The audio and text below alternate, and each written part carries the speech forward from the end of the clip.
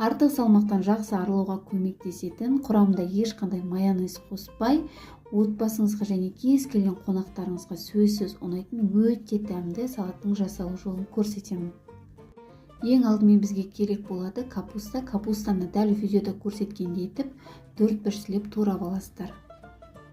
Туралған капустаны үлкенде бір ыдысқа салып, азғантай ғана тұз салып, қолымыздың көмегімен капустамызды жұмсартып аламыз. 2 дана қиярды да дәл осындай видеода көрсеткендей етіп ұзыншалап тұрып тураймыз. Бұл салатты қонақтарыңызға да ұсынсаңыздар болады. Өте дәмді әрі жеңіл қорытылатын салаттардың бірі. Және дастархандарыңызға ерекше әсемдік береді. Біздің қиярымыз дайын. Келесі бізде қызанақ. Қызанақты да дәл солай ұзыншалап тұрып тураймыз. Бүгінгі салатымыз жылдам жасалады. Дәл осындай салаттарымызды дайындап, бірден дастарханымызға ұсына берсек болады. Келесі бізде сарымсақ. Сарымсақты да дәл солай майдалап тұрып тураймыз.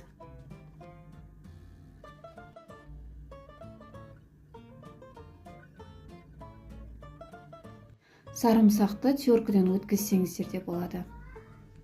Бізге 1 дана сәбіз керек болады. Сәбізді де дәл солай ұзынша етіп турап аласыздар, немесе теркіден өткізіп аласыздар. Өздеріңізге ұнайтын ас көктерді қолдана берсеңіздер болады.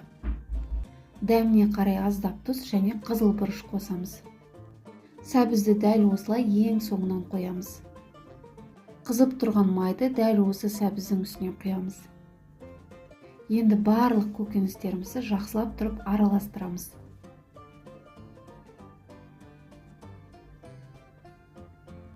Салатты үлкенде ыдысқа салып, 3-4 минут жақсылап араластыру керек. Сол кезде барлық көкөністеріміздің суы шығып, біздің салатымыз өте дәмді болып шығады. Осымен біздің салатымыз дайын. Бар болғаны 5-ақ минутта дәл осындай өте дәмді салат дайындайтын боласыздар.